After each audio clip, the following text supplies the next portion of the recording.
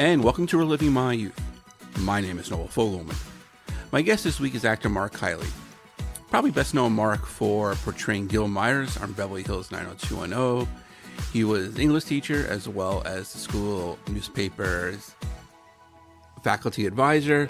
And we talk about him getting the role, just how ironic and funny it was how he was basically the same age as some of the actors who were playing high school students, and he was, I think, even younger than Gabrielle Carteris, who played Andrea Zuckerman on the show. So we talk about that. We talk about some of his other roles, namely 24, where he played a Secret Service agent, and I believe that was Day 7. We talk about him working with Kiefer Sutherland, his fight scene with Kiefer, and we talk about what he started doing post his acting career, which is pretty amazing. We touch on that, and he's looking to get into acting again, and I wish him well with that. I really enjoyed my conversation with Mark, and I hope you do as well.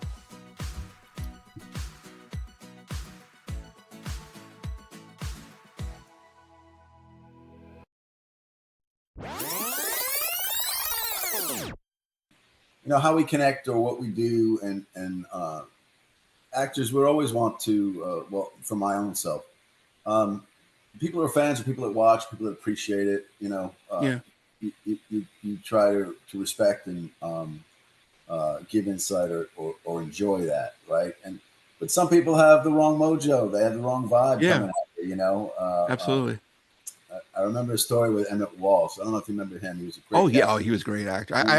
I tried getting him on too. Oh, I wish you could still, but you can't. Yeah, I know, unfortunately, yeah.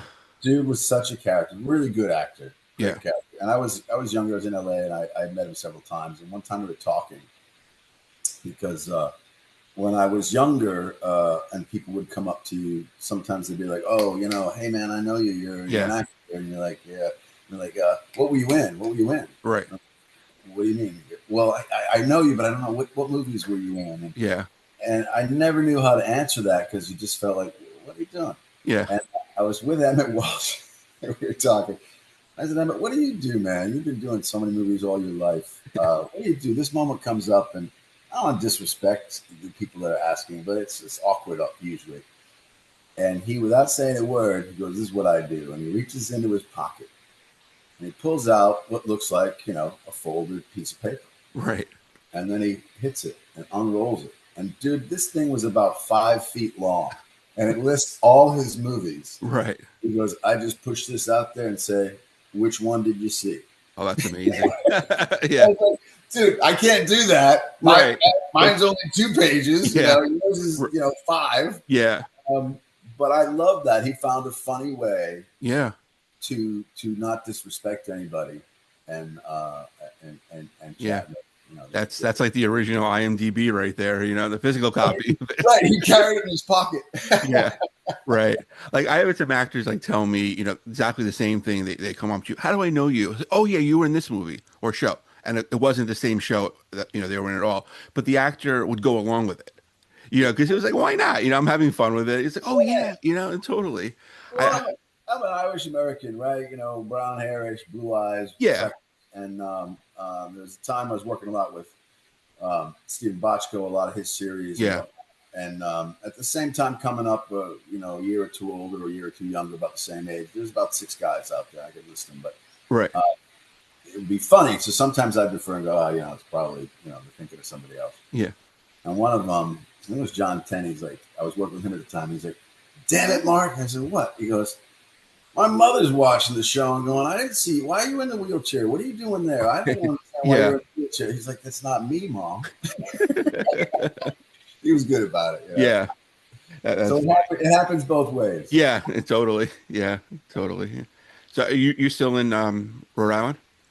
Yeah. Okay. Yeah, we're neighbors. I'm in Connecticut. So, oh, really? Yeah. Yeah.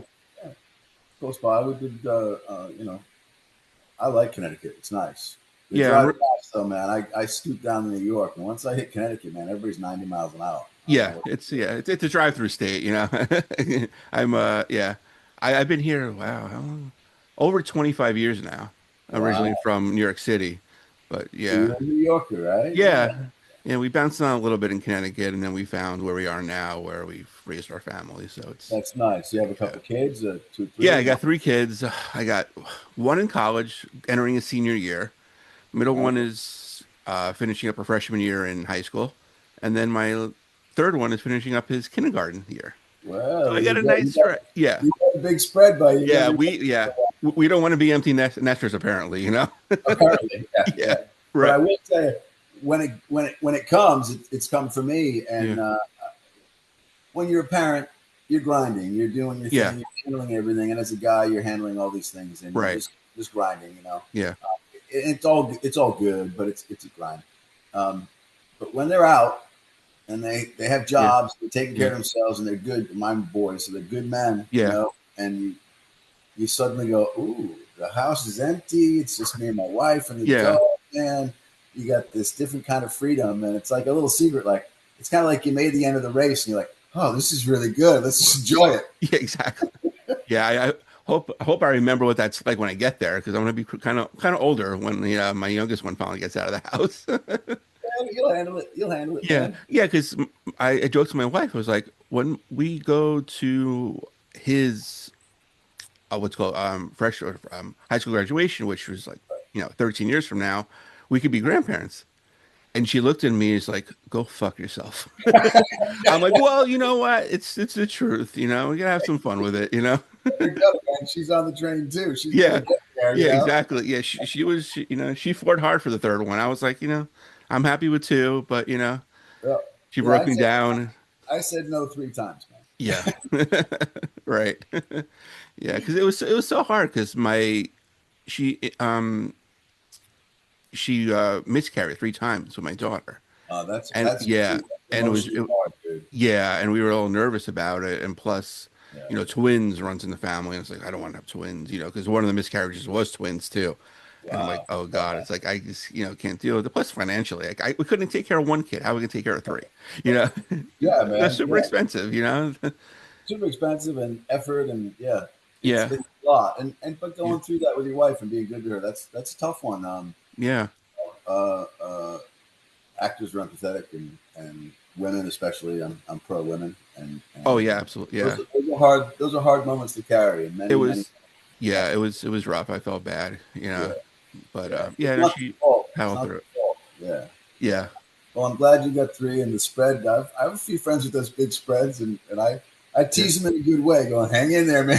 You got to yeah. stay in shape. You got to." Right. And then everyone, like when we told them, we told our parents, we kind of like gave them a card with a little box, and they thought it was like chocolate in there or something like that, a little gift. And it was like a card and a picture of the sonogram, and the card said plot twist. And then, my mother-in-law was like, get the fuck out of here, she said. And then my mom was like, are you serious? I'm like, yeah. I mean, obviously they were totally fine and everything like that. But when we had to tell everyone, like our friends and family and stuff like that, we're like, it was planned. It wasn't a surprise. Don't worry. And I feel like we got it when we do the age gaps and we tell them that as soon as we say the 5-year-old how old they are, we say 5-year-olds. It wasn't an accident. It's like all in one sentence. Yeah, yeah, But then yeah, again, who gives a shit? I mean, we know. It's like, we're not trying to, prove to yeah, anybody, let yeah. them think what they want. It's And fine. we shouldn't give us this shit. It's just society and everything else, and Absolutely. questions, and it's intense. Parenthood is an intense period of time, Yeah. and making these big decisions all Yeah. the time. You Yeah. know, and some people really show up for it, Oh, and absolutely. some people don't, man. Yeah. I know. Because, I mean, I grew up without a father. So And you get it. and I really had no close contact with kids. I'm an only child or, babies and stuff like that. So when our oldest was born, it was like a natural. And like my wife, my in-laws, my mom was like, wow, like you're amazing with it. I'm like, it just happened, it just, It happens. it's, yeah. I Yeah. mean, there's no manual. You just gotta, wing it half the time. No, and you're Yeah. going off with your experience. I had great father and great uncles around, That's big great. guys Yeah. around, big men around, and that was awesome. But most of my time was with moms and aunts, and Yeah. it's got a big family, seven. Okay. So it was fight for survival and Right. attention. Yeah. Like I always joke I can fit because it was me and my mom, and my grandparents. Like I always joke I can fit my family in a Honda Civic. That was my joke. When my wife has a little bit of a bigger family, so We couldn't. We had one of those old station wagons when the family was young, we had one of those little station wagons, and at one point there was a big hole in the floor, and Oh, and the joke used to be, we wouldn't mind if one of you fall in there and just exactly. we'll get Freed a up little space smaller, in the there'll be car. more room. Yeah, right. That's Right. With, before seatbelts and things oh like that. yeah. It's amazing now how things have changed with everything. Oh, it's wild. And Yeah. part of me feels bad for the new folks, and part of me Yeah. goes, "Wow, that's a huge help." Right. Wow. Absolutely. Because I put my son on the bus every morning and it looks like there's still no seatbelts on the bus. And we're so Right. concerned about like safety and everything like that. We put the kid on the bus with a driver. We have no idea who they are. No idea. And they sit on the bus without a seatbelt. I'm like, It's how the worst designed vehicle in the yeah, world. absolutely. I've met some bus drivers who say the same thing. These are terrible. Right. Yeah. I used to work in a summer camp and I was like a bus like counselor. And I'm like, I know, no, it's like the kids play around, mess around, they're facing the wrong way. And it's just like, Oh yeah, it's a crapshoot, but being kids, and it's yeah. all changing. My heart goes out to you because it's all changing, and Yeah, it is. because of my experience with coaching and Right. being a dad, it was such a long period of time. Um, my approach was different than others, and very involved with the kids, very committed. So you got to see parents and understand, and some of them struggled, and some of Yeah. them were really great, and some of them were just terrible. Right. You can't judge. No, you can't. You just My gotta, belief was just to help, but the variance now is different, and you're under pressure. How the kids are coming up, what's yeah. available to them, and what's not available to them, and how things run are different, Yeah. and they relate differently. Right. Absolutely. I used to Yeah. teach a lot of my kids, hey, look me in the eye. This is what I'm an adult. You're going to talk to me. Exactly. Be You're gonna talk to respectful. adults. Don't be afraid. Have a Yeah. conversation. Right. Because I see so many more introverted youth now. Because it's all that, and Yeah, man. it's Yeah, they're all ridiculous. gonna have trap problems because they're always looking Yeah. at Right. But the thing is, like adults are just like that now too. I mean, I travel in New York City for work every day, and I just see everybody walking like this, and I'm like, Yeah. no one knows how to hold a conversation anymore. They don't even teach like Yeah, cursive in school, so can't even sign your name. you're And right. it's like there's no auto type when you write a piece of paper, a paragraph Mhm. on a piece of paper now. It's like you got to spell, you got to think of the words. Yeah, No one knows how to spell anymore, and it's but it's also affected our storytelling abilities oh, and absolutely, how movies and television and books roll out. And years ago, when commercials started to do shortcuts, okay, commercials used to be long form format, right? right, And then they got into really shortcuts, and you saw that populate. You see it now; it's yeah, crazy. How quick that attention span is, yeah, and that really impacted how we tell stories. And you can play into that and have successful films and successful television. right, But if you're thinking conceptually and you look and you want to tell the story, mm, so much of the storytelling is editing out, editing out, editing out. Scenes have shorter lengths, yeah, you know, yeah, but the technology lets us do that. It lets us right, heighten half-second moments. It lets us yeah, heighten 10-second looks, right, 5-second reactions. yeah, So it's going to be interesting to see where it goes. yeah. And Absolutely. Like even like shows like back when 902 no was on, storylines were longer, and now oh, it's like everything is like you got to get yeah, wrapped up in 2 or 3 episodes. Or will they? Won't they? Have to be wrapped up in 2 or 3 episodes. It can't totally. be a And series and long more thing. critical with time. You can see how critical. Like 90210 is really interesting because of the time it hit and the time I got involved. Yeah. Um, some of the stories were really emotional or impactful stories. Right. Um, and they were more so because of the time when we were telling them how Yeah. it came out. Whereas now, for example, now everything, everyone's accused of sexual stuff, right? Right Right. or wrong, it's out there. It's Yeah. all over. Absolutely. But when we did it 90210, it was an interesting time getting on that show. I just come from New York. Um, and I met the producers, and they were all really cool, and I really liked them. And they were going back and forth. And you don't say no as an actor Of usually. course. And Exactly. I was a young buck, and I couldn't Yeah. believe it. But the roundabout is I had done Law and Order in New York, and the kid I played was a real Chad, a real preppy, Yeah. well-to-do kid who was accused of rape with these other kids, and they got off. The day after it came out, I'm walking on 8th Avenue, and this very large woman with a really characteristic voice was like, Yeah. "You get away from me! You stay on that side! You rapist! You bad motherfucker!" You know, going Right. off on the street, right? Right. But even though I laughed, I was like, "No, man, that's a TV show. I'm not." Yeah. It stuck with me how that fan, that person watching television, interpreted that as reality. Right. So when 90210 came around, they were looking at me and Dean Cain for this role. And they called and said, "Hey, we're going to go with Dean Cain for this role. Yeah. But we really like what you're doing. Want to talk to you about this role." And the storyline at that point was, you know, he's a teacher who's going to be accused of sexual impropriety with a Right. girl. And so I was fresh off that other experience, and I was like, no. I was like, no, because I'm just getting all this work. It's starting to happen, and I don't want to be this, you know. Yeah, typecast is like a rapist, so to speak. Yeah, it'd be a fun role to play, but no. No. And Aaron was so cool to me. He was like, "Yeah, you know what? It's okay. We can accuse you, but you didn't do it. Okay. You know, you won't have done it." And I was like, "All right." And they were great. The producers were great. Writers were great. I had a really wonderful experience. But to be young and naive and to actually say no to protect what I was hoping would be his, right. To have his understanding was awesome. Right. You know? And because few people would probably say no to Aaron Spelling. Right. Yeah. Yeah, it's crazy, right? Yeah. It's crazy. And it was crazy at the time. But then as I came through the show, and he was always great to me. Yeah. That's he was always great to me. And, right.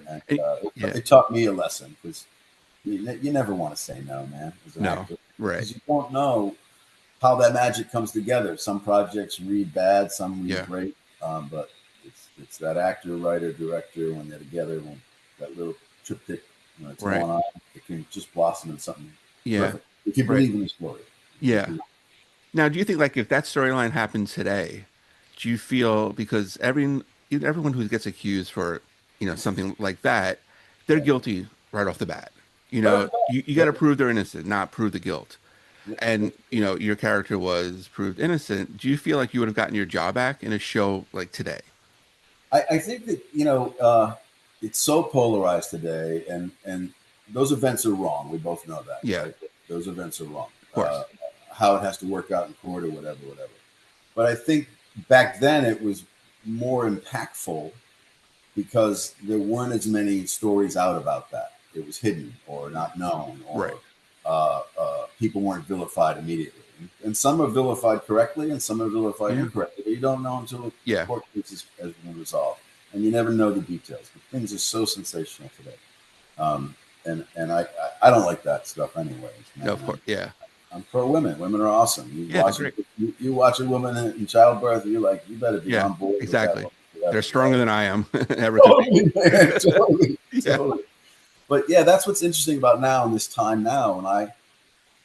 When I watch film and television, I still watch a lot of it in theater. It's so easy to predict the storyline sometimes until you get a great television show, or a great movie, and they've worked and they put it together, and they keep shading you this way, that way, and you can't get ahead of them almost. And I love those guys, because men and women, they have to put that work in. It's very difficult today because we're so sensationalized by the reality of social media, television, and whatnot. And that's what I'm looking at in the future: is how are stories going to tell? How are we going to tell stories that have impact, that are not trite, right? And no fault to filmmakers or anybody. Anybody can get something made today. It's awesome. It's so hard to get something made. It's so costly. So I just think it sets the bar higher. Be great. In this industry now, the bar is pretty damn high. Yeah. And I feel like now with even like there's so many, like on YouTube, you can go search. There's so many content creators, do it on their own and stuff like that they build such a following. The companies kind of just use that as like, all right, we have this guy. They already have this guy or this woman. They have the numbers already. They have the back. We can just do something with them rather than just find an unknown and build through that. Yeah, they think it's easier, and you go back to early times when independent movies were coming out, and even as a younger actor, a lot of times I'd win a job in the contract. You'd have 3 days. They'd have 3 days, and they'd shop that role out to known names for less money. Yeah. And I understood because, listen, so I thought everybody had this, but a lot of producers and directors would call me afterwards and go, hey, Yeah. really sorry, Mark, and I want to work with you in the future, but, you know, there's one more hour left and they're going to close a deal with so-and-so. Right. I'm pissed off. But yeah. back then, the buyers were saying, we need somebody else's name in this movie to draw our attention, to sell this movie abroad and get that stuff. And today, it's an interesting dichotomy because a young unknown that's talented can get seen and followed and get an opportunity and make it work. Right. But the percentage of those being great is minimal. There's a lot of bad content. There's a lot of poor humor. You know, in high school, there were some funny people in high school, but there were a lot more people that weren't that funny. Well, of course. Yeah. They were, right? Yeah. Or dramatic or whatever. Yeah. And, so that's the weird thing with the content creators out there. Some of them are really good, and some of them are just they're not good. They're not right. But who's to stop their joy, man? I don't have to watch their stuff. Yeah, exactly. I mean, there's plenty of other stuff to watch. You know, just quickly, you know, click the X, click it off, or turn it off. There's so much. That's it. But brilliance shines. You know, I see it with the musicians. I see it. With, absolutely, and comedians too, man. Comedians. You know, I came up with in my area with a lot of comedians at the time in Hell's Kitchen, and they were on the grind, man. They were hitting the boards. They were on the shows. They were free. And now you can present it yourself really well. And so there's an advantage and a disadvantage. Right. Yeah. But I'm glad I'm a older category guy now. Exactly. Or I wouldn't say older, more experienced. We'll put it that way. You know. We'll go that. We'll go that way. Right. Yeah. I just feel like now there's just like fewer really good comedies out there. And I just feel like they're just afraid to just offend people. Yeah, I don't know what it is. You know, it's comedy is such an individual thing. Like you know, I play mostly dramatic stuff. Yeah. I've got some little funny bits and stuff here and there. But you know, it really is so tied to the identity of that actor and how they time it and how they do it and how their voice sounds and carries themselves. And there's some amazing people. But I don't know.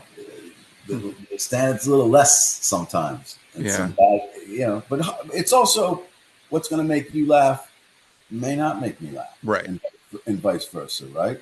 Yeah.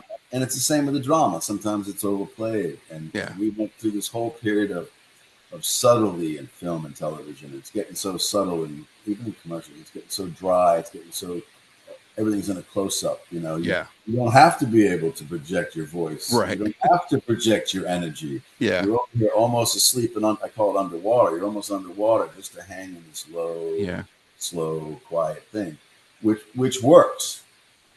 It's just if everybody's after the same flavor of ice cream, what's different, man? You know. Right. It's true. Yeah.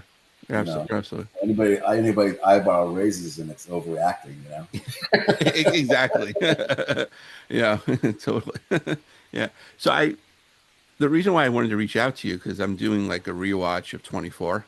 Yeah. Oh, that was a good show. You know, love the show, and I finally got up to where you came into the show, like the redemption movie, and then season like day 7, you want to call it, and you played a dirty Secret Service agent.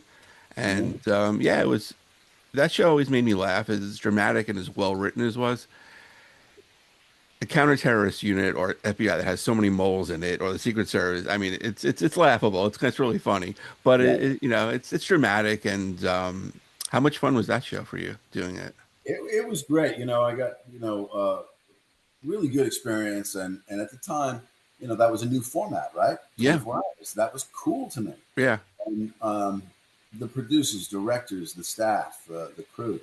It was a really tight show when I came on, you know, and Kiefer was the lead, and Kiefer does his thing. Yeah. We're not symbiotic guys, you know, so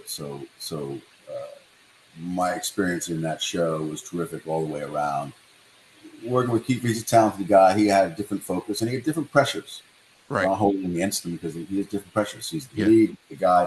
Everything in there is revolving around the fact that, you know, he's the guy, and he has to work every moment in that. Yeah. And he did really good work, and his style for that is perfect. Yeah. Perfect, right? But sometimes when you come in, alpha males and alpha males, right? Yeah, exactly. So he and I, we did not hit it off. We didn't hit it off. It was just, Yeah. so the other scenes and leading up to it and a lot of that stuff was, it was great to go to work. And that's the difference. Like, That's good. you're psyched, you're up early. Yeah. And I don't reckon it was Kiefer. He was the same way. I know that, he would get up early to go to work, meaning you're up and you're thinking, you're jazzed because you have the outlay of what we're going to do. The script is really good. It's tight. And there's the directors and producers and it's coming together. There's a magic to that. And when you have a show like that, you're like, oh yeah, man, I want to go to work today, man. Can't wait to get in there and mix it up and find out and do things. So, but the format of that show really drove the audience too. It was really interesting. It gathered that audience. Yeah. What's happening in the next hour? An awful lot. Right. Yeah. And it's like they took a major risk because this is a show where you can't miss an episode. And like, whereas like Law and Order, all right, you can miss a couple. It's procedural. It's fine. But that one is like, you have to watch. You can't miss anything. And they took a real risk with that. So many clue drops in each episode. Absolutely. Yeah. And if you're a story wonk and you love story, you're picking that up. That's what drives you. Now we can stream everything. Yeah, of course. Yeah. Watch 6 episodes. Which I like too. It's a dirty it's good and bad. Yeah. Awesome. You're streaming it all. You're on it. But at the same time, that delay in story time, that forced wait, grew the anticipation. I like that. Yeah. Thursday such and such coming on. I can't wait to see it. Exactly. No leads, no secrets, no pin drops out there. Yeah. No spoilers or whatever. Right. Yeah. Because everyone you discuss a show now, I'm on this episode. Oh, don't talk to me. I'm on season 2. Don't talk to me about it. Whereas when 24 came out, that was like a water cooler show. And for me, I was in high school when 902 it came out. So we would always discuss the last night's episode in class and whatnot and what happened. Oh my God, this and that. And it was great because everyone was on the same page. And now it's just like everyone's different chapters of the book. Yeah. It's just, Well, I was 2 weeks ago, I was doing something with a group of people and this group of people they don't know my past. Okay. And one of them who I really liked was starting to talk. She's, I'm watching 24. And I look. Right. And she's talking all about it. And there's one person in that group who knows. And she looks at me and I go, hey, don't worry about it. I go, well, what hour are you on? She goes, I'm on hour 3. I'm like, great. Good show. Keep watching. Yeah, keep watching. Yeah. Stay with it. Yeah. Yeah. She's going to be all over me, I know, in a few weeks. Yeah. That's great. Yeah. Were you in your fight scene with Kiefer? Was that you or was that a stunt double? Yeah, that was me. Yeah. Oh, nice. Okay. Yeah. And the funny thing or not, again, his position, his show, his stuff. So he doesn't know me. Yeah. And even though I've been working for weeks, he doesn't know me. We're going to do that scene. And he was just, and I understand it because he's doing stunts all the time, right? Right. So one of his first approaches to me, hey, be careful here. We're doing this stunt. I want to make, I want to show your shit, basically, right? Yeah. Like, motherfucker, this is what I do, man. This is what I fucking do this all the time. Yeah. But okay, right? So we do in the first take or something. He miskicks and fucking kicks me. I'm like, yeah, you giving me shit, Yeah, exactly, right. But then I just figured out how to work with him. Yeah. And there was one part of the scene where he wanted to do stuff. I was like, I never would have done that with anybody else, but we open the scene with I have him in a pose and a hold and a knife, right? Yeah. He just asked me, hey, let me do this, and he wanted to position my arms in position, and it was selfishly for himself, and I get it. Of course, yeah. Totally. But I just laid back and said, all right. In any other condition, I would have not done that, but all I could think about was being empathetic because every day this guy works. He's got stunts. Every day he works, and he needs to have it in his head, in his position. And it was easier for me to be flex and go, all right, you want me here? All right. Yeah. And then make that position my own, Right. And I found that whether he noticed or not, that was most appropriate because it must have been an awesome experience for him top to bottom, but damn, it was a lot of work. Yeah. A lot of pressure on him. And that's what I gave up to him because, he delivered. He delivered. He was great. He was fucking great in that show. He was, and especially. And in the end, we had nice scenes, it came out great. Real tension, good shoot. Yeah, no, it was good. Yeah, because usually when you have like those goons on the show, they're like unnamed goons. They don't have really a backstory. You had a Right. family, and that was really impactful in Yeah, those scenes. It made it wow. It's like what's he gonna do? Is he gonna rat on who he's working for or protect his family? You right, know, and right. And yeah, that's the drive. And and that was like another example of when you talk to actors, we mine a lot of things. yeah, And it's different. And I'm a method guy, I know Meisner, I know other techniques, but I'm a method guy. So a lot of it is that. And yeah, because when you're able to lay those details into your character, they come out. There's moments yeah, they come out, and it right, comes out because you've done the work to put that in. yeah, Possibility that a millisecond will come up and kick that meaning, and it comes out to the audience, and they keep buying in. They yeah, keep staying with you, and that's what I love about the art form. yeah. I had a Greg Henry on, and love the guy. He was in Yeah, 24 too, and I always joke is like if you hang around with Jack Bauer on the show, you're gonna die. Whether he directly kills you or you just get killed being around him, you're gonna die. And he was, he laughed. He was that too. It's just funny. It's just like he's basically the angel of death, Jack Bauer. Yeah, it's a really correct way to look at it. yeah, I hadn't thought about that, but that is so spot on, man. right, yeah, You know? yeah. So how much method acting did you have to go through to get your pinky bit off by a leprechaun? Oh yeah, that was yeah. Every actor has those moments where Yeah, you want to just create all the roles you get, yeah, and the leprechaun came up, and I had a manager at the time. She was cool. yeah. We saw things differently, and that came up, and it was a lull. I was off work for 2 or 3 weeks, and it came in. I was like, Why not? I liked him, and I was like, you know what? I'll do this. No, who's going to care? Yeah, Let me do this. Trying to at that age, the agents, managers, they're trying to position you to get the bigger roles and go. right. And quite frankly, I was a character actor. I wasn't a leading man, and Yeah. they tried to push me in there. I was like, no, let me do this. And I loved him. He was a great actor to work with. But the surreal moment for me was showing up on location in the first moment, not knowing, no AD or whatever, looking around, and someone said, oh, they're all inside. So I walk inside to the Yeah. bar. The scene is set in one of the scenes. And I walk in, and for that one little moment, it was just me and a lot of small people. Right. No one else, just me and small Okay. people. And they were funny because they, and they all looked at me, and it was just this little moment of like, Yeah. man, you're in our world, right? Right. And they were great to me. Yeah. And the movie is what it is. Of And course. Yeah. you have to give over to that camp. And, Yeah. I don't like how I reacted or how I did Right. my stuff. Yeah. You have to go with it. Yeah.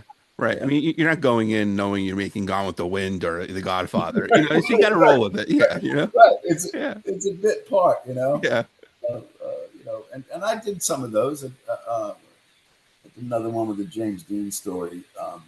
Every actor's done them, Yeah. so it's Yeah. I was an actor studio member when I got in early, and I was an actor studio member, and the director was from the actor studio, so he called us. I was in LA at the time, and he called everybody, and he said, "Hey, I have all these small parts. I'd love to fill it out with you guys. Would you be willing? Would you be willing? We'll talk." Yeah. And I had a great day. It was just one day, a little bit part. And Yeah. I got to be funny and improv the whole thing. Right. Yeah. The dude's talking to me, and I was like, yeah, it was great. So sometimes saying yes to those little transitional parts that you're doing, you can justify it as doing a favor. You can justify it in different ways. But, the actor and the humility thing, it's good to go, okay, you know what? I can go have a fun day. Yeah. Make a little cash. Be a part of that. Right. It doesn't hurt your ego. It doesn't hurt your position. Yeah. And that's how you meet other friends. That's how you meet other writers. Yeah. How you meet other directors, or their appreciation comes back. Hey, you helped me out. Right. We'd like to help you get this part. Yeah. Was there one role that you didn't get and they gave you a reason why that kind of stuck with you to kind of work on getting something else later on?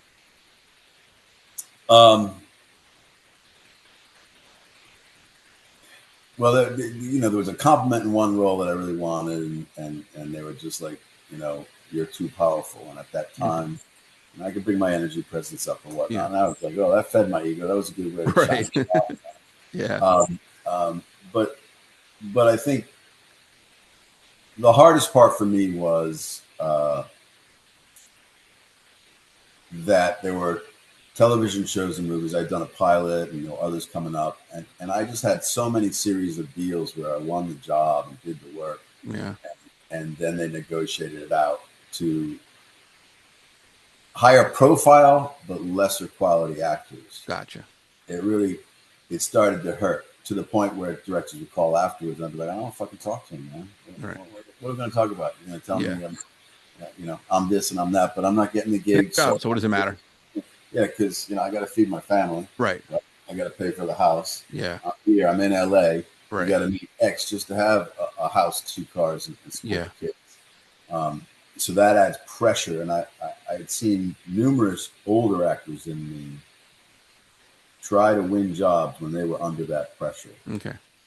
And they weren't going to. You can't be desperate, and I didn't want to be those guys. So that period of time where that was a hard period of time, to be not to be told no, just be like, you're fucking kidding me, man. Yeah. You got enough stars in this, right?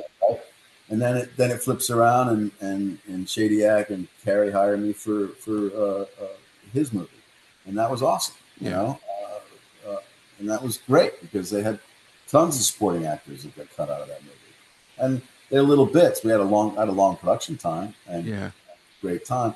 So a bunch of no's will pile up, and then you get a win, and if you're truly an actor, there's moments you love that are so heightened when you do the work. Right. That is what keeps the drive going authentically, artistically. Position, social, money, all that bullshit. It wears down the true artists, Yeah. It affects us all. Right. Are you more of a theater actor, you think? Not anymore, because I'm older now. I was in the beginning. That's what I did.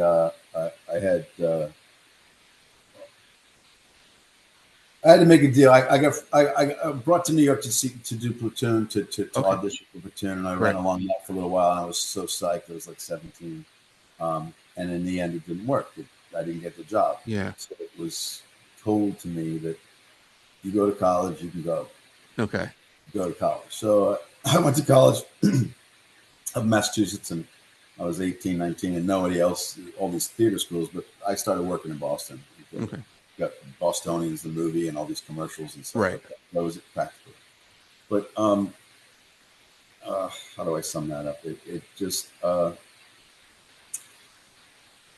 you have to roll with what experiences life throws at you, what opportunities it throws at you, and so in New York, I did a lot of off-Broadway, did some touring shows, had some opportunities to get on Broadway with Neil Simon, and that was, again, close, right? Close, yeah. Matthew Broderick's lined up, others the guys signed up, I'm there. Yeah. And I really, I thought I had it and didn't. And I was like, And then a buddy of mine was Robbie McNeil, who's played Paris on Trek. He was doing a show at Lincoln Center, and he was jobbing out to go to a movie. So he got me into understudy, but again, that was Broadway. I was like, yes, psych, finally getting that Broadway credit, getting on the big stage, and then in the 11th hour, nope, it's like, so I enjoyed the theater, and then the actor studio is a unique thing. If you get in, there's very few people who get in. I was one of 2, I think, or 3 in that 88, 87.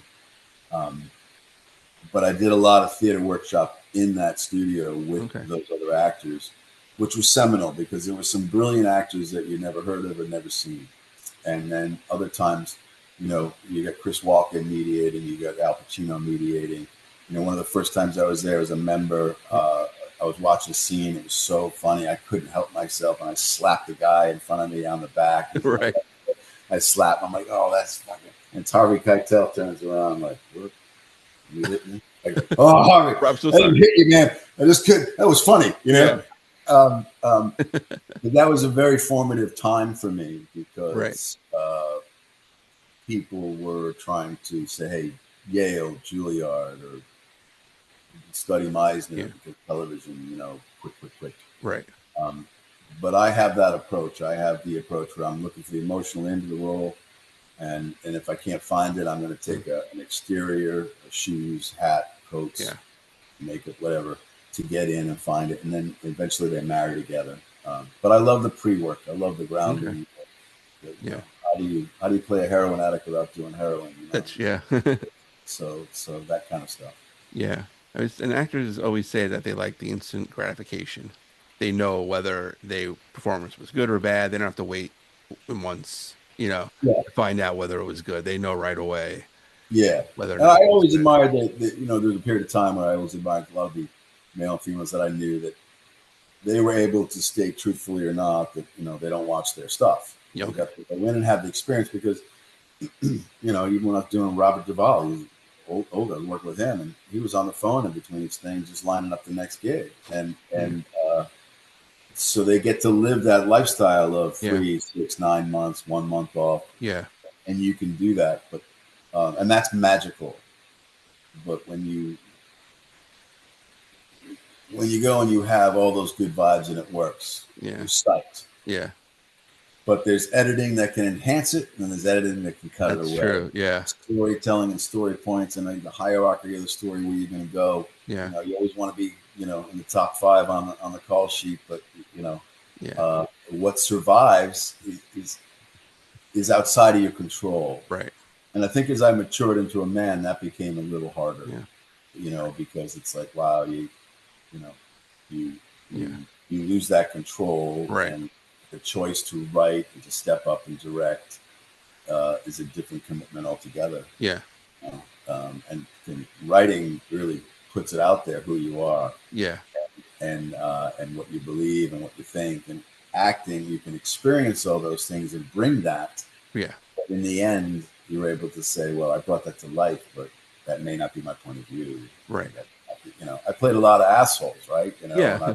I've worked most of my life to be a nice guy. Of course. Yeah. Yeah. But if you need an angry Irish asshole, I was the guy. Right. But that's because that's what was being asked of me in the script. Right.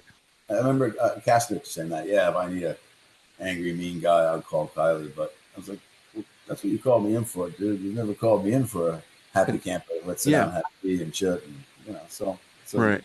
And then as actors, we get roles. We fall. Yeah. We fall into these categories. It's easier for the buyer to get us in the category. They know it's good. We're good. Yeah. But that's why I admire the stars that get to break out and get to say, you know what, I want to go in a different direction, whether it's successful or not. Right. And I love that it's brave because they have a lot to lose as well. Yeah. It's a risk. Yeah. But if you're an artist, you got to push into that uncomfortable zone. You got to do something. Yeah. Not aggressively confident in and shake your shit a different way. Right. That's yeah. You look at some people don't like uncomfortability, man. Yeah. I find that in sports. That's a big thing. With my kids, it was like, the kids I coached, it was like, right. Your first instinct is to back off this adversary. Yeah. You embrace it. Take it on. Yeah. Take a hit or two. Let's go. Yeah. How did you transition into becoming a swim coach? Well, 9/11 happened. We were in LA, and we were young parents. We had 3 little children at the time, and the youngest baby had been born, and that kind of threw my wife and I. Okay. We spent like 14 years in New York. A lot of our friends were there. Right. And we had family back here. And I don't know, something with her and I just said, fuck it, let's cancel this card. Let's move out. Okay. I have family in Rhode Island. She had Connecticut, and Rhode Island's an idyllic little pod down in southern part of Rhode Island. It's very much like LA in a southern beach community. And I'm a swimmer, a surfer, an outdoor guy. Right. But as a father, a young father, I was thinking, okay, let's go there. And I'll work. So we came. It was idyllic. They were young, and for the next 4 or 5 years, I kept taking jobs and flying. So it was like every time I worked, it was like Romania or some weird place. Yeah. So I kept that up as best I could. But the father in me, I wanted to be a dad. But my dad was around, and all the uncles and all the guys, a lot of presence. But I wanted my boys to have that male influence. Yeah. So I openly talked to my wife and said, the kids got to go. We've tried different sports. Yeah. And there's an opportunity here for me to coach a team. So I'm going to take that. And the first year was a why. In the first year I took that and I said, this is great. I can be with my kids. Yeah. Right. And I'm a serious coach. That's why I turned pro. It's like, Okay. you're with me every fucking day. Yeah. 6 days a week. You get 1 day off on a Sunday. You'll get Christmas off, but you're with me. And Right. I'm involved in your nutrition. I'm involved in your physiology. I'm involved in your behavior. I'm involved in, we speak the truth. We look each other in the eye. You work hard. You fail. You get up. You work hard again. You fail. Oh, you win. Good. Now you share that experience. Right. So I really love that opportunity to be a parent and a coach. And I just took it more serious than some of my competitors. They were doing a job. I wasn't doing a job. I had 125 kids at the top from 5 years old to 18. Wow. And then I was one of the only coaches around here who started producing national level kids for the Y. Okay. And starting to get USA coach. There were other coaches in the USA programs. Yeah. So I kind of talked to my wife and said, listen, I love this. I love being with our boys. It's a financial hit, you don't make much. So I'll open my own USA team. I'll bridge the team together. And we'll go even pro, because the Ys are good in the small development area, but on the East Coast and Rhode Island in particular, they're not. They're 1970s. They're not paying attention. Right. And no disparagement to the other coaches or teams, but their avenue and outlet is not structured as well as it could be. USA Swimming is structured completely well. They're building athletes for our country. You know? Yeah. And so I was in that format, building kids, all of them, to go to college and swim. And at least they're ready and have the choice. If they don't want to, they don't have to. Right. So that transition into that started to give me a different life. And as an actor, I knew and recalled how some impressionable actors to me when I was younger had taken time off. Okay. And I couldn't understand that. Yeah. I'm a 100% guy. I'm acting, and it's at 365, 24/7. And every moment, you're always observing, you're always thinking, or something bad happens, you're minding that feeling to pocket it and save it. Yeah. A physical ailment happens, you're investigating it to use later on. It's an obsession. But as I was maturing, I saw that obsession more as selfish. To be a true artist, you have to be selfish. Right. That comes first. So to be a human and have children and a wife, there were some jobs I would do, and I'd call and say, listen, I got to take a day. I'll be home in 2 days. She said, you're off. I said, but I'm still this fucking guy, man. Yeah. I can't come home. I need to divest. And so as a younger actor, you're learning those skills to divest the character. As you get better at it, you can do it quicker. Yeah. And this quality of life with the kids and the swim, and it was all consuming. And I felt that one of the last jobs I had done was with Duval and Downey. It was 217, 215, 217. It was the judge. Yeah. And I had to say yes. I love Duval. And Downey's just friggin' amazing. Yeah. And I wanted the part. I wanted to do it. But it took me out of several prime weeks of development in the community for meets. And I see those kids every day. Every day. So I'm raising my kids, but I'm raising your kids every day. Yeah. And I felt that's not who I'm here. Yeah. You're committed. Is great, but it's not the same. Yeah. And that was the hard talk with my wife, to go, all right, I'm going to just do this. And she's like, what? I'm going to just do this. And I take time away and I just do this. And thank God I fell in love with someone supportive like that, because it's fine. You don't make much money as a swim coach. Right. These are hot.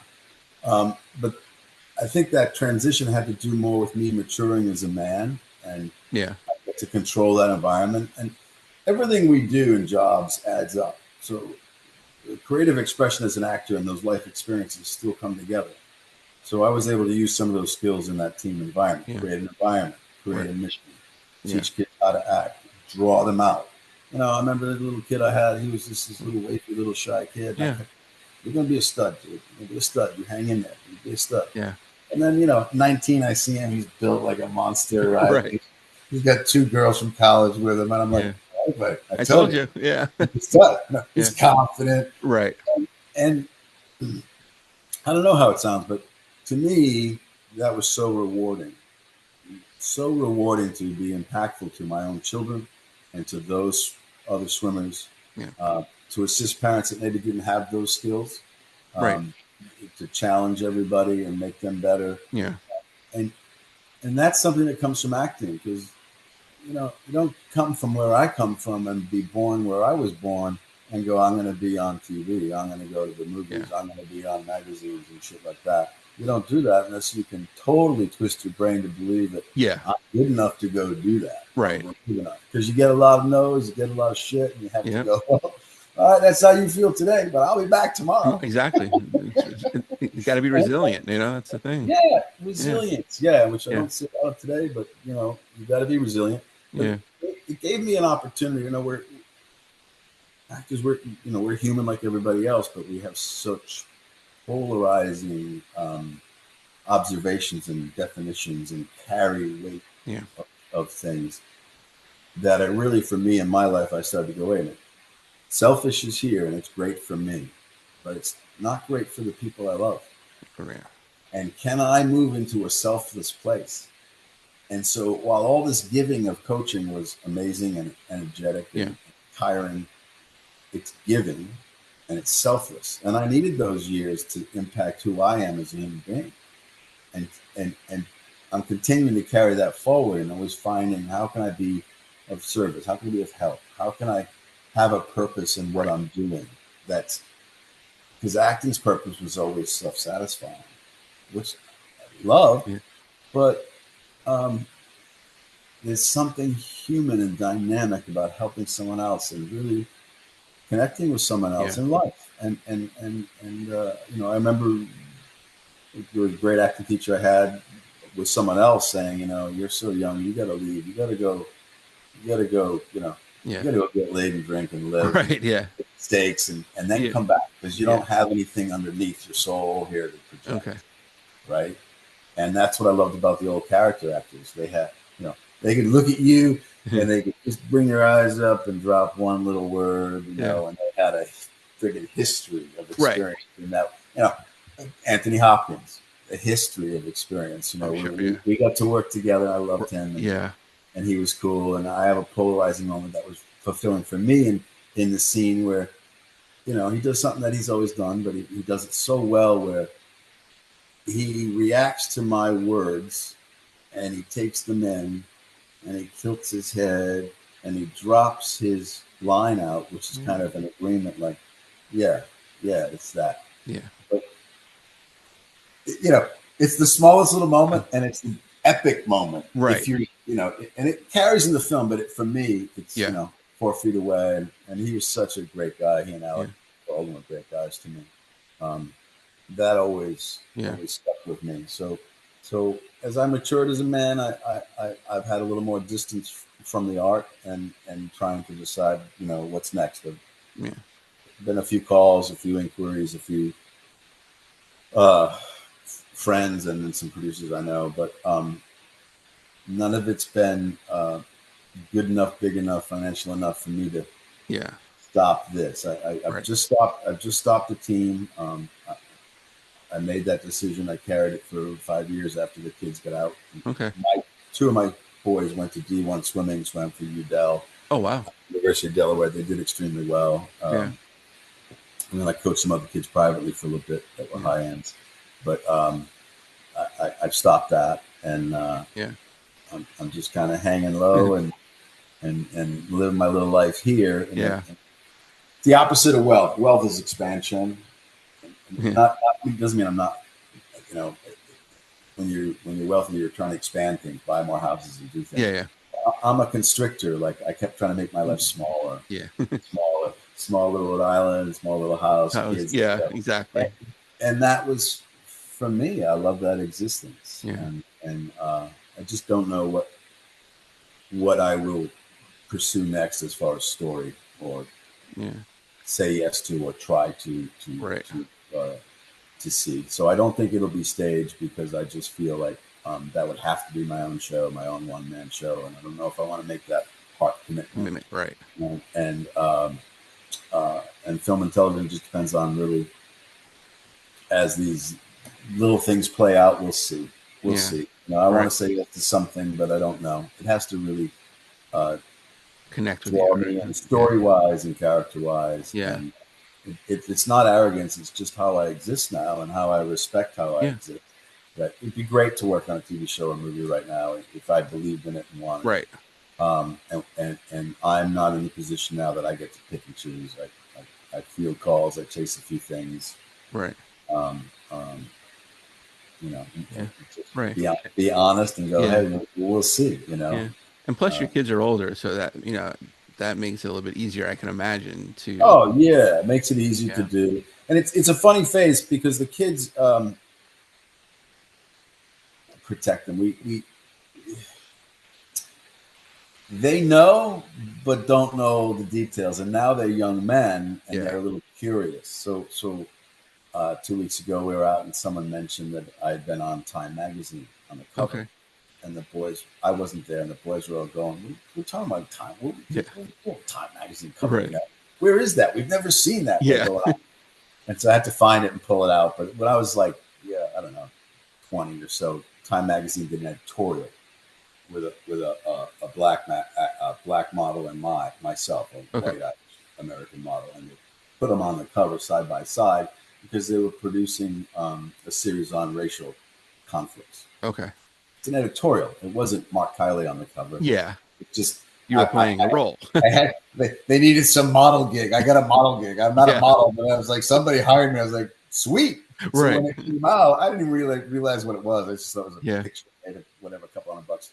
And it was on the cover of Time magazine. So that was so funny. So I now have to take their ball busting. I have to find some things and say, watch this movie now. Or when my children were young, we were in LA. We took 2 of them out of the bath. My wife had just given them baths. There was a big queen bed. She put them on the bed and she was changing them. But the TV had been on.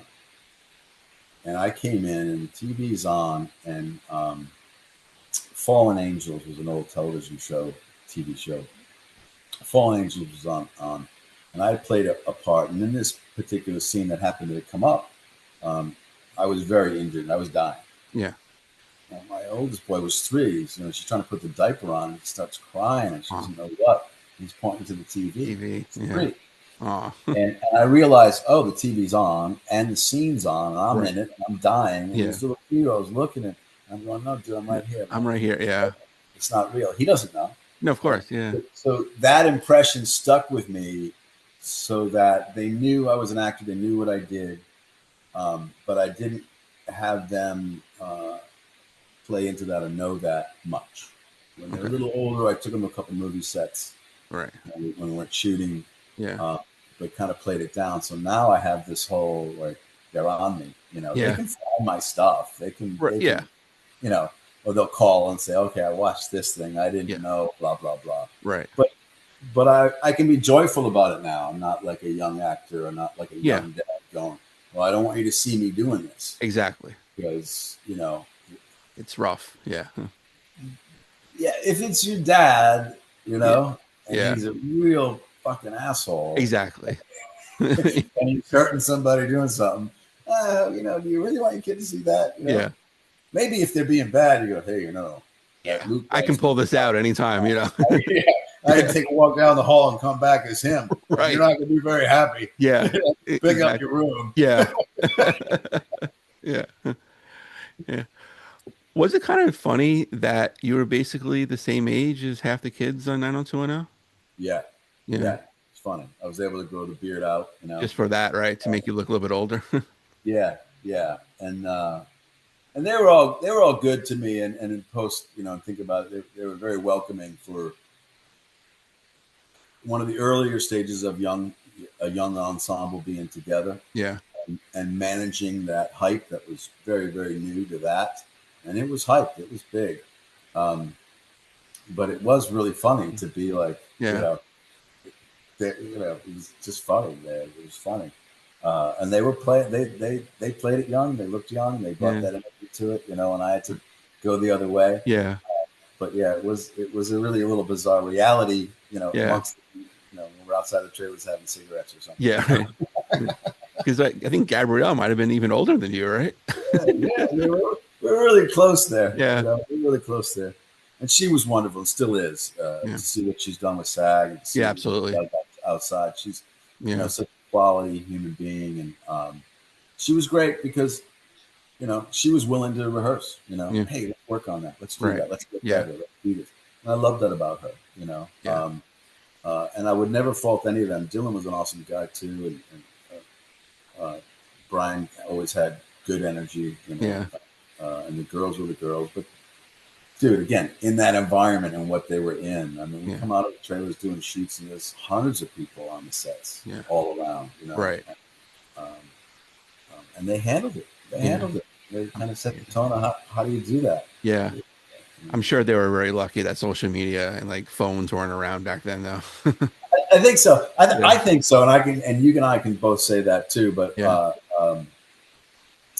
producers did a podcast, and I did that for them, and then Tori and Jenny have their own podcast, so so I did that, and Jenny was talking about that a little bit, like if this stuff was around then, we could have had a clothing line, we could have had a perfume line, right? We could have been making bucks, yeah. So that they didn't have that. They would have been big influencers at the time. Right? Yeah, and they would have influenced so much. People and they survived it. Yeah, they survived it well. Right. Yeah, I mean, they were influencers in their own way just by the show. Totally. Yeah. Totally. All the styles and stuff, the girls wore, guys and everything. They were it was big influence on so many people's lives. Yeah. Oh, yeah. And style. Yeah. And the fan base is huge because I never disrespected it, never denied it. The fan base is huge. Yeah.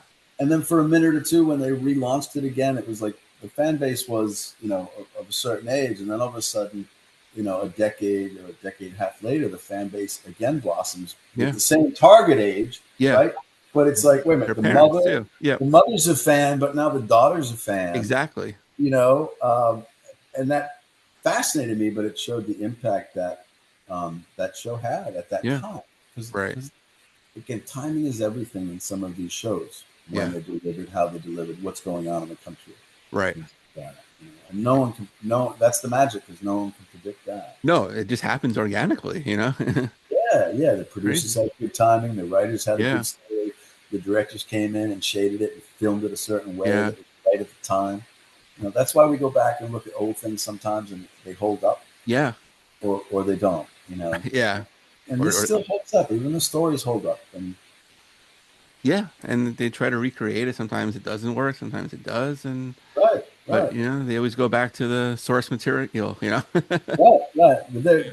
I loved it because they were good to me. Because even the first day that I showed up, I had a scene where I could walk down the hallway and open the door and come in, and Brandon and Gabrielle and Dylan's there, and I don't know, must have done 15 takes of me walking in the door. Yeah. And I could tell the tension's rising. It's not working. I'm like, what the fuck? I'm just walking in the door, Right. Finally, I go, will somebody please tell me why we're doing this 15 times? What's wrong? Yeah.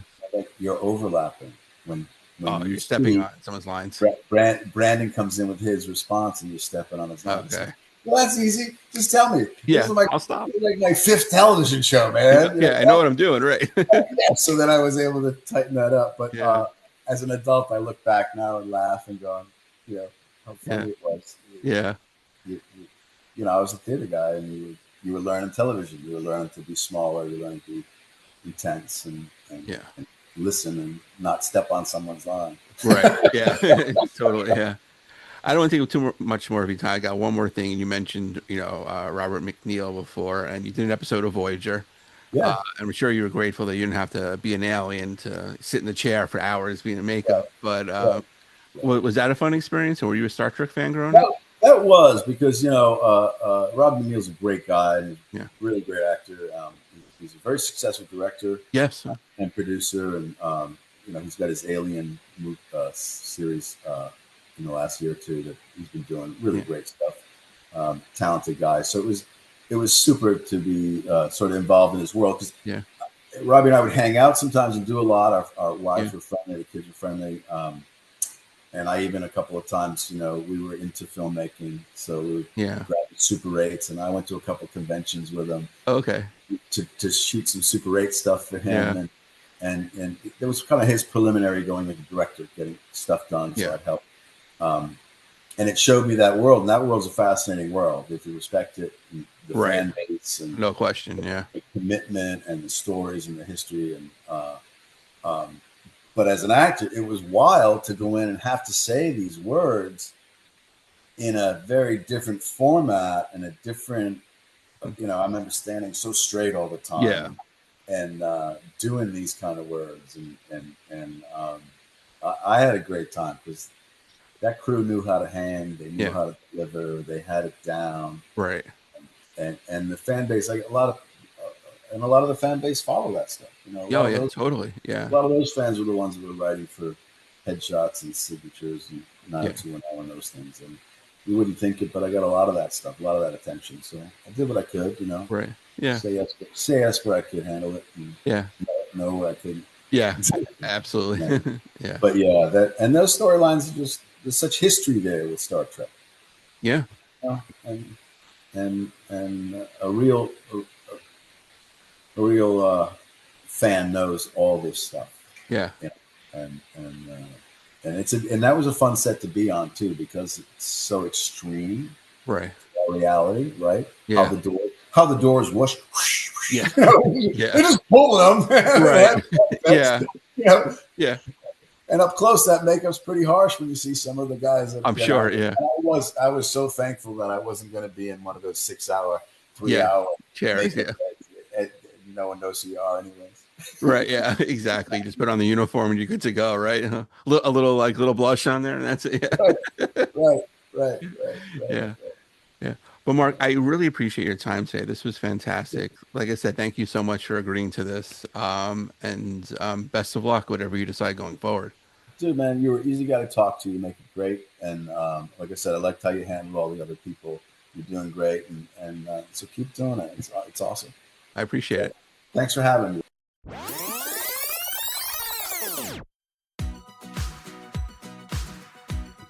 And a special thanks to Mark for joining me today. And if you haven't seen Leprechaun 2, or at least his scene, go check it out on YouTube. It's really funny. If you have a guest suggestion, you can hit me up on X, formerly Twitter, at @TheFirstNoel19. Be sure to like the page Reliving My Youth on Facebook.